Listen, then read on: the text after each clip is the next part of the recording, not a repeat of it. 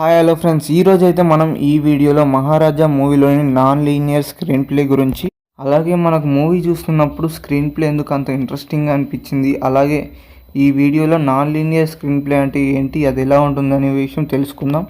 So friends, కొత్త వాళ్ళు ఎవరైనా ఉంటే మన ఛానల్కి లేట్ చేయకుండా సబ్స్క్రైబ్ చేసుకోండి అండ్ పాత వాళ్ళు లైక్ చేయండి, షేర్ చేయండి మీ ఫ్రెండ్స్కి.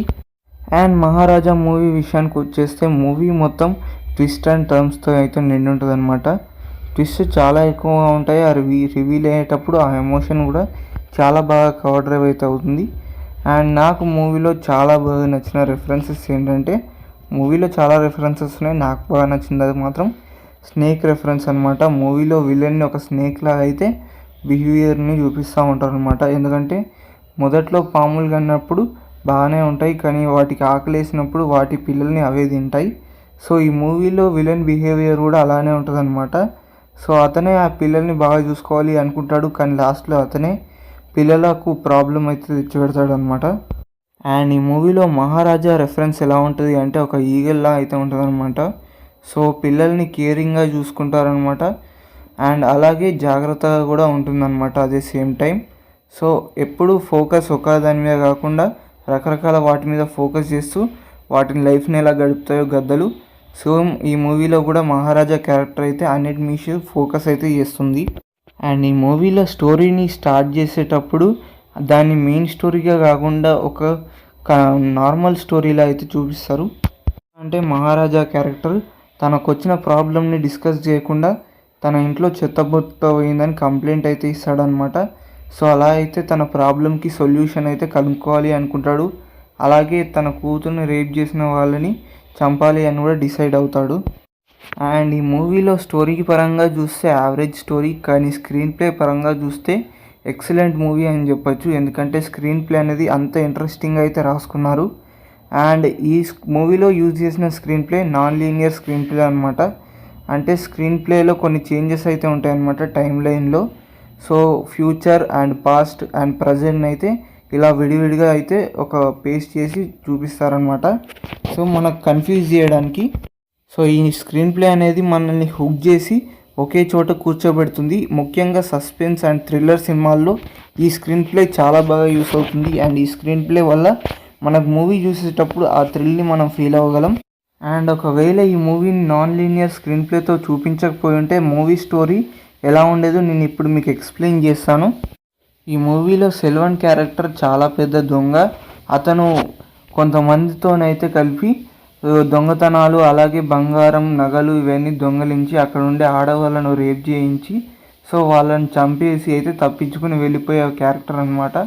సో ఇంకోసారి చూసుకుంటే అతని లైఫ్లో తనకు ఒక కూతురు అయితే ఉంటుంది. సో ఆ కూతుర్ని జాగ్రత్తగా గొప్పగా పెంచాలి అని అనుకుంటాడు. సో అందుకోసం ఇలాంటి దొంగతనాలన్నీ చేస్తూ ఉంటాడు.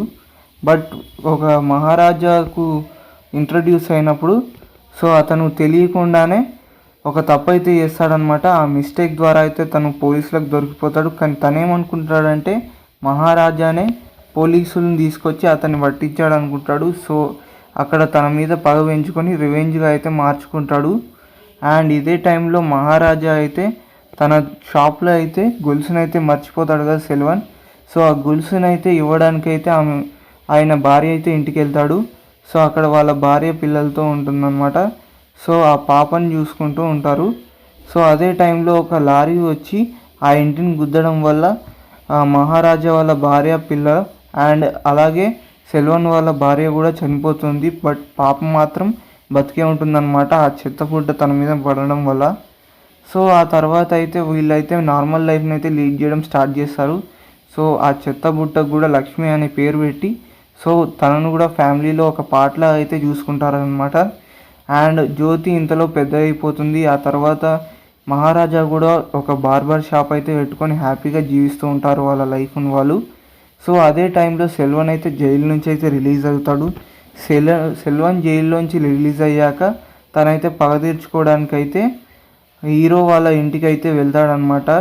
వెళ్తే అక్కడ హీరో కొంచెం షాప్ నుంచి లేట్గా అయితే వస్తున్నాడు. అదే రోజు జ్యోతి తన స్పోర్ట్స్ ఆడి ఇంటికైతే వస్తుంది. సో జ్యోతి ఇంటికి రాగానే సెల్వన్ ఆమెను పట్టుకొని బాగా కొడతాడు. అండ్ అతనితో ఉన్న ఇద్దరు అయితే జ్యోతిని అయితే రేప్ చేస్తారనమాట. సో అందువల్ల స్టోరీ అయితే ట్విస్ట్ అవుతుంది. బట్ సెల్వన్ మాత్రం ఇదంతా మహారాజాకు గుర్తుండిపోవాలి, జీవితాంతం బాధపడాలి అనుకుంటాడు. సో అందుకోసం ఆమెనైతే ప్రాణాలతో వదిలిపెట్టేసి వెళ్ళిపోతాడు. సో మహారాజా వచ్చాక అదంతా చూసి చాలా బాధపడి తన్ని హాస్పిటల్లో జాయిన్ చేసి ఇంటికి వచ్చాక ఇంట్లో ఉన్న వస్తువులను అయితే పగలగొట్టేసి కింద పడిపోతాడు. సో అలాంటి టైంలో ఒక పాము అయితే తన ఇంట్లోకి అయితే వస్తుంది. పాము తన ఇంట్లోకి రావడం వల్ల అయితే అతనైతే మేల్కొని చూస్తాడనమాట. అలాంటి టైంలో అతనికి ఒక పేపర్ అయితే కనిపిస్తుంది. సో అదొక కార్ యొక్క ట్యాక్స్ పేపర్ అనమాట. సో ఆ కార్ ఎవరిది అని తెలుసుకోవడానికి అయితే అతను బార్కి అయితే వెళ్ళి ఇన్వెస్టిగేషన్ చేస్తాడు. బట్ ఆ ఇన్వెస్టిగేషన్లో అతను వెతుకుతున్న కార్ ఓనర్ని ఇంకొకరు అయితే కొడతారనమాట.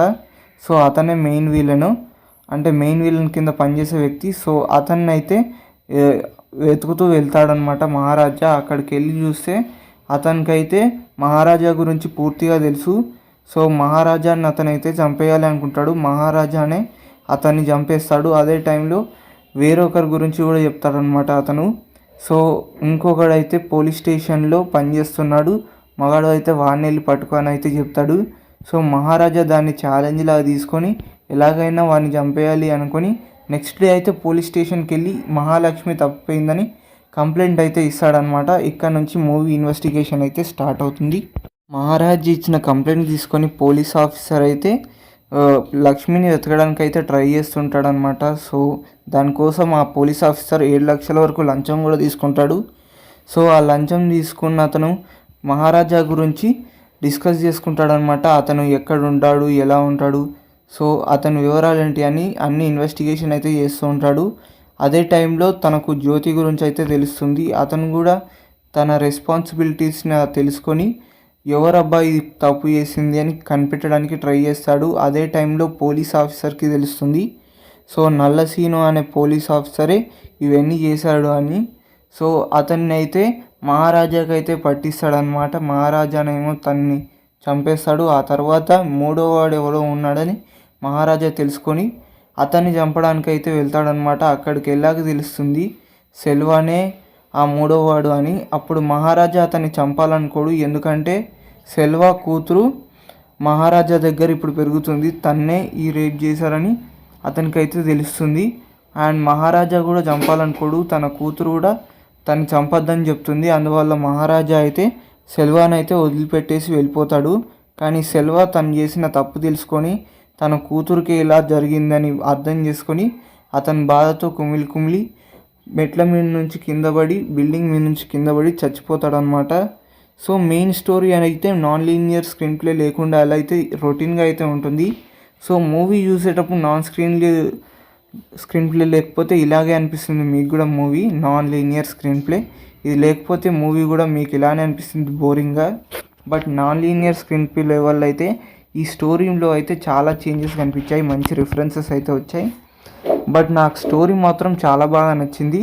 సో ఫ్రెండ్స్, ఈ మూవీ కనుక మీరు ఇప్పటికే ఓటీటీలో వాచ్ చేస్తుంటే పర్వాలేదు, అండ్ వాచ్ చేయకపోతే వాచ్ చేయండి, చాలా బాగుంటుంది మూవీ. అండ్ నా స్పెషల్ రికమెండేషన్ ఈ వీక్ మూవీని ఖచ్చితంగా వాచ్ చేయండి, మీకు కూడా అనిపిస్తుంది ఇలాంటి మూవీలు ఇంకా వస్తే బాగుంటుందని.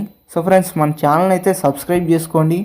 మన ఛానల్కి ఇప్పటికైతే 100 సబ్స్క్రైబర్స్ అయితే దాటారు. సో ఇంకా ఎక్కువ సబ్స్క్రైబర్స్ అయితే పెరగాలి. సో అలాగే మీ ఫ్రెండ్స్కి షేర్ చేయండి. నెక్స్ట్ వీడియోలో మళ్ళీ కలుద్దాం. Tata, bye bye, see you.